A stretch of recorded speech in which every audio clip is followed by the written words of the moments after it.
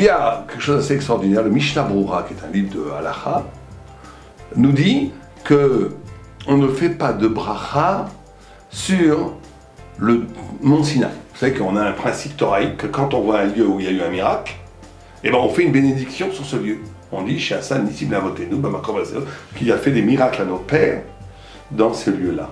Alors il y a des grandes discussions, certains disent qu'on dit fait oui, mais la notion par rapport au miracle, il y a eu du feu qui est tombé du ciel, on ne fait pas de bracha. Pourquoi?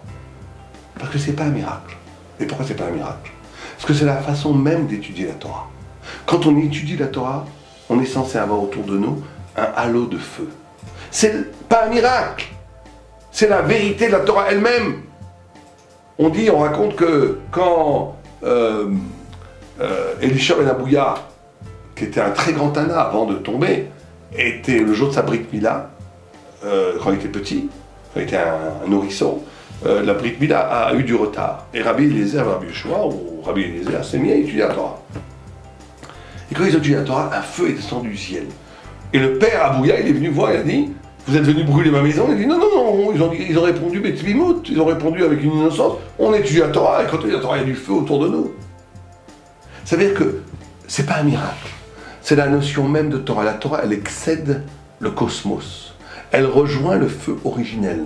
Et quand quelqu'un étudie véritablement la Torah, il y a un feu qui apparaît autour de lui, au point où le Steipler, qui était un très très grand sage de Bnei Brak, étudie la Torah un jour avec un rabbin, je crois qu'il s'appelait Rav Grossman.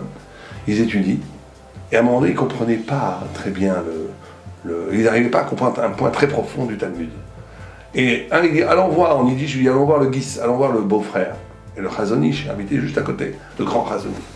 Et le Steipler a ouvert la porte, et il voit le Chazonish plongé dans un texte, et autour de lui, un îlot de lumière ou de feu. Oh, et le Steipler dit, bon, ça c'était il y a 30 ans, 40 ans, 50 ans.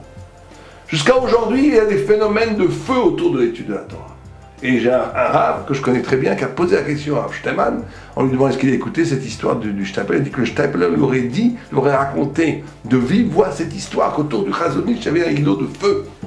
Et donc il faut bien comprendre que la Torah des Torahs, que c'est des Torahs de feu. Si on commence à instrumentaliser la Torah, en faire de l'étude classique, en faire quelque chose de bourgeois, quelque chose de fermé, quelque chose de carré, quelque chose qui perd toute la saveur de l'éternité, de la flamme originelle, du flamboiement divin qui est avant le monde, qui est Mouna, qui est déposé dans les textes sacrés de la Torah. Étudier la Torah, c'est faire revivre ce feu autour de soi. À l'œuvre et à les deux.